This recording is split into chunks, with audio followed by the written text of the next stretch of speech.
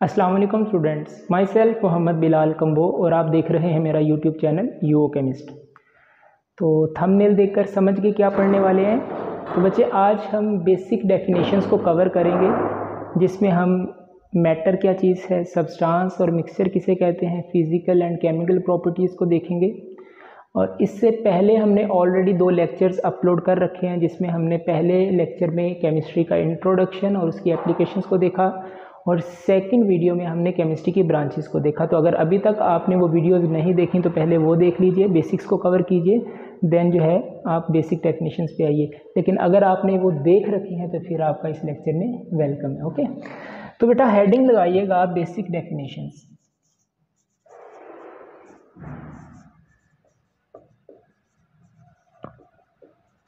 Basic definitions में बेटा जो फर्स्ट डेफिनेशन है आपके पास, दैट इज मैटर। अब सर मैटर क्या है? Anything that has mass and occupy space.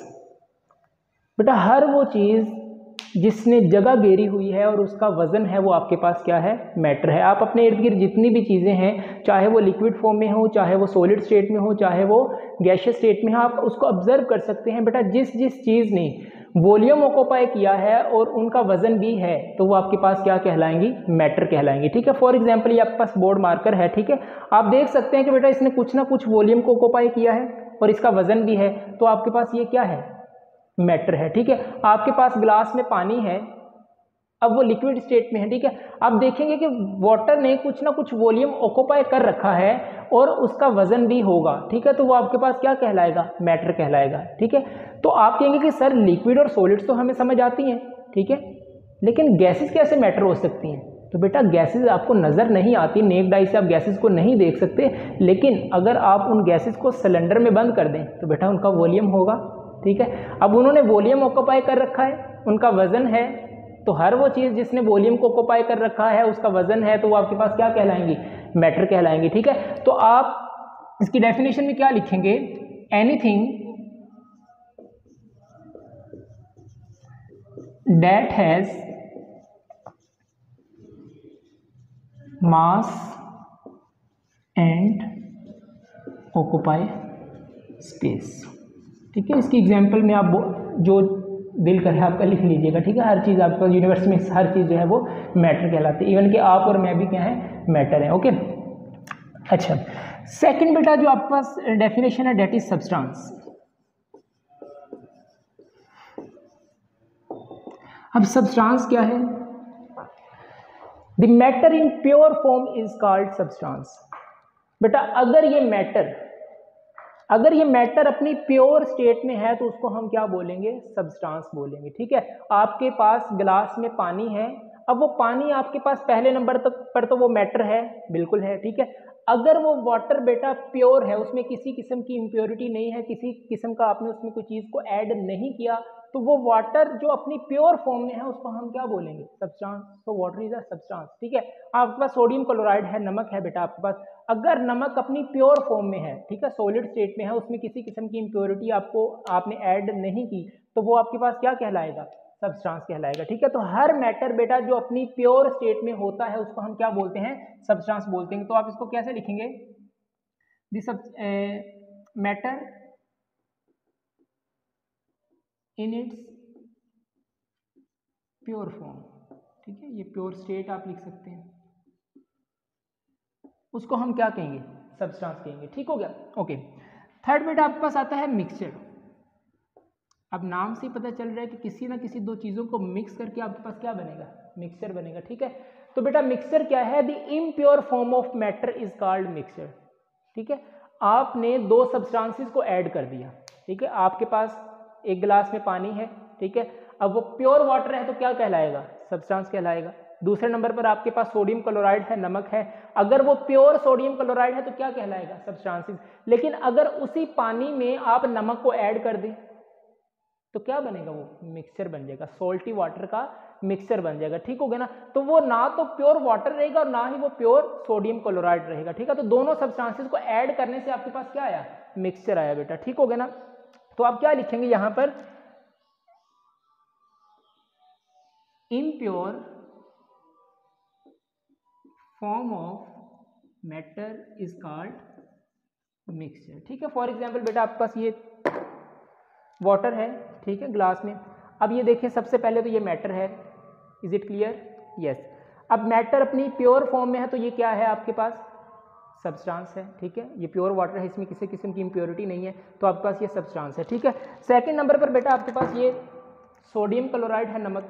Okay, अब ये अपनी प्योर स्टेट में है तो क्या है? ये सब्सटेंस है। ठीक है, लेकिन बेटा अगर यही आप यहाँ पर देखिए ये नमक, इसी आप सोडियम क्लोराइड को बेटा पानी के अंदर ऐड कर दें, सोडियम क्लोराइड को पानी के अंदर ऐड कर दें तो क्या बनेगा? इनका मिक्सचर बन जाएगा। ठीक है, अब इसको जरा गौर से देखें तो आपके पास ये मिल्की वाटर बन गया। ठीक है, ये सॉल्टी वाटर बन गया।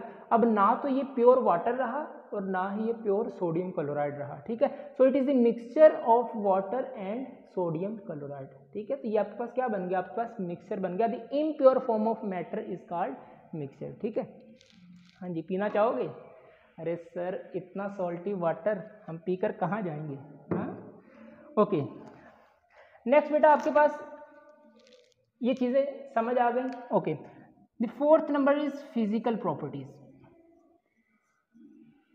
फिजिकल प्रॉपर्टीज बेटा ऐसी प्रॉपर्टी, फिजिकल का क्या मतलब होता है? उसकी तिब्बी हालत। ठीक है, प्रॉपर्टीज, खसूसियात। बेटा ऐसी प्रॉपर्टीज जो उसकी फिजिकल स्टेट के साथ रिलेट करती हो उसको हम फिजिकल प्रॉपर्टीज कहते हैं। ठीक है, अब फिजिकल प्रॉपर्टीज में हम क्या डिस्कस करते हैं कि उसका melting point, boiling point, freezing point, density, colour, smell, shape of crystals. ठीक है, ये सारी चीजें किस में आती हैं? आपके पास फिजिकल प्रॉपर्टी में आती हैं। ठीक हो गया ना? फॉर एग्जाम्पल बेटा आपके पास वाटर है। ठीक है, अब वाटर आपके पास रूम टेम्परेचर में क्या होता है? किस स्टेट में होता है? सॉलिड में होता है, लिक्विड में होता है या गैस में होता है? तो डेफिनेटली आपके पास लिक्विड स्टेट में होता है। ठीक है, तो वाटर अगर आपके पास रूम टेम्परेचर पर है तो वो क्या है आपके पास? लिक्विड स्टेट में है। ओके, अब अगर आप इसी वाटर को कूल कर दें बेटा, क्या कर दें? कूल कर दें, इसको ठंडा कर दें। ठीक है, अब जैसे ही वाटर का टेम्परेचर कूल डाउन होगा तो आपके पास ये किस में कन्वर्ट हो जाएगा? आइस में कन्वर्ट हो जाएगा। ठीक है, अब आपके पास क्या बनी? इसकी फिजिकल स्टेट चेंज होगी। अब आइस किस फॉर्म में होती है बेटा? आपके पास सॉलिड स्टेट में होगी। ठीक है, तो ये लिक्विड से सॉलिड में चला गया, मतलब इसकी फिजिकल स्टेट जो है वो चेंज हो गई। ठीक है, तो इसकी क्या है? फिजिकल प्रॉपर्टी है। ठीक होगा ना? अब जैसे ही आइस को आप मेल्ट कर दें, ठीक है, अब आइस को मेल्ट करेंगे तो दोबारा क्या बन जाएगा? वाटर बन जाएगा। ठीक है, तो ये इसकी क्या है? आपके पास फिजिकल स्टेट एक दूसरे में चेंज हो रही है, कंपोजिशन चेंज नहीं हो रही। ये भी वाटर है, ये भी वाटर है, लेकिन ये लिक्विड फॉर्म में है, ये सॉलिड फॉर्म में है। स्टेट चेंज हो रही है लेकिन आपके पास उसकी कंपोजिशन पर कोई फर्क नहीं पड़ रहा। Okay, is it clear? Yes. अब वाटर जो है बेटा, अब इसका बॉइलिंग पॉइंट देखें तो कितना है? 100 डिग्री सेंटीग्रेड। अब ये आपके पास क्या है? इसका फिजिकल प्रॉपर्टी है। ठीक है, इतने टेम्परेचर पर वाटर बॉयल हो जाएगा। ठीक है, अब इसका फ्रीजिंग पॉइंट क्या है?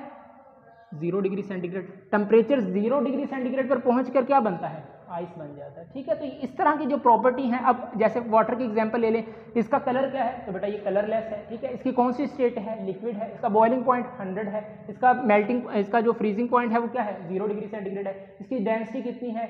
इसकी शेप कैसी है? तो ये सारी प्रॉपर्टीज जो है हम किस में डिस्कस करते हैं? इसकी फिजिकल प्रॉपर्टी में। तो आप ये कह सकते हो फिजिकल प्रॉपर्टी उसको कहते हैं that are associated with the physical states of matter.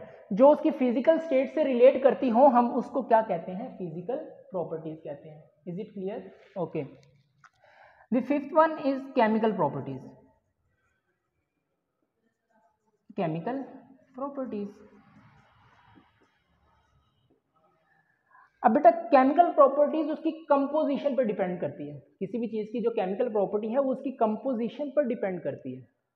ठीक है, कि वो चीज किस किस चीज से मिलकर बनी है, ये उसकी कंपोजिशन है। ठीक है, सो केमिकल प्रॉपर्टी रिलेट करती है उसकी कंपोजिशन के ऊपर। ओके, अब जैसे for example decomposition of water है। ठीक है, इसमें जो है वो केमिकल चेंज होता है। अब केमिकल चेंज क्या होता है बेटा? केमिकल चेंज वो होती है जिसमें न्यू सब्सटेंसेस बन जाते हैं। आपको पहले बेसिक एग्जांपल दे दूं, आपके पास लकड़ी है। ठीक है, आपने लकड़ी को आग लगा दी।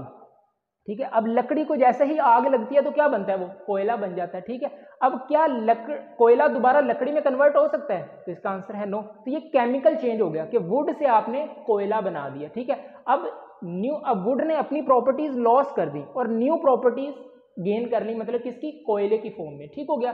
तो अब ये केमिकल चेंज हुआ कि वुड से कोयल बन गया आपके पास, सही है। अब जैसे आप फर्दर आप कोयले को हीट करो तो क्या बनेगी, कार्बन डाइऑक्साइड गैस रिलीज होती है आपके पास, ठीक है। तो ये आपके पास केमिकल चेंज है, न्यू सब्सटेंसेस बनते हैं। अब ये इसकी फिजिकल प्रॉपर्टीज है जिसकी कंपोजिशन पे डिपेंड कैसे करती है। तो यहां पर देखें, अब वाटर है बेटा H2O, ठीक है। अब ये कौन सी फॉर्म में है, लिक्विड फॉर्म में है, ठीक है।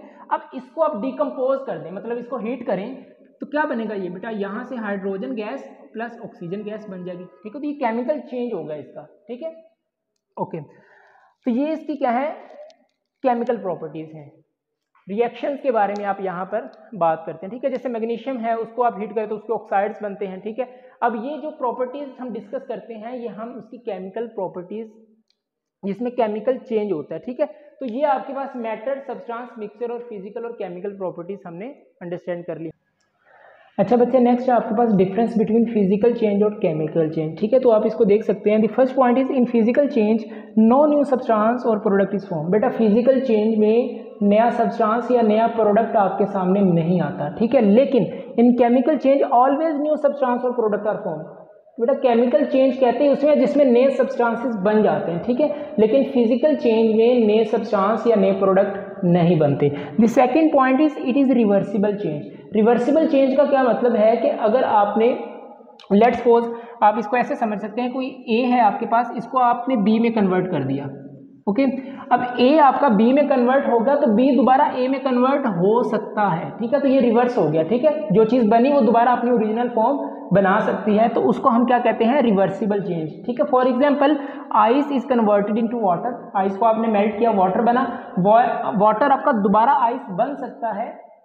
तो ये आपके पास क्या हुआ, एक रिवर्सिबल चेंज है, ठीक है। तो जो फिजिकल चेंज होती है ये आपका रिवर्सिबल चेंज होता है। But on the other hand chemical change is irreversible. Irreversible का मतलब अगर ए बनकर ए बी में कन्वर्ट हो चुका है, ए बी में कन्वर्ट हो चुका है, तो बी दोबारा ए नहीं बन सकता, ठीक है। जो चीज़ आपकी बन गई वो दोबारा अपनी ओरिजिनल फॉर्म नहीं बना सकती, उसको हम क्या कहते हैं, इरिवर्सिबल चेंज, ठीक है।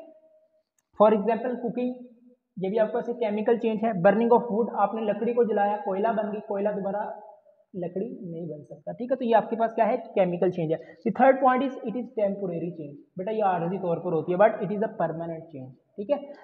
The fourth point is in physical change the composition of matter does not change. ये मैंने आपको पहले बता दिया कि फिजिकल चेंज में कंपोजिशन चेंज नहीं होती, but in chemical change the composition of matter completely change, ठीक है। तो ये ब्रीफली डिफरेंस था between chemical change and physical change, ठीक है। होप सो आपको ये लेक्चर समझ आ गया होगा। किसी भी किस्म का बेटा आपको प्रॉब्लम है, कोई क्वेश्चन है माइंड में, तो आप कमेंट्स में पूछ सकते हैं, ठीक है। अभी तक अगर आपने मेरा चैनल सब्सक्राइब नहीं किया तो काइंडली उसको सब्सक्राइब कर दें, शेयर कीजिए, लाइक कीजिए और अपनी केमिस्ट्री को जीरो से हीरो करते रहिए, okay. All the very best, मिलते हैं नेक्स्ट वीडियो में। अल्लाह हाफिज़।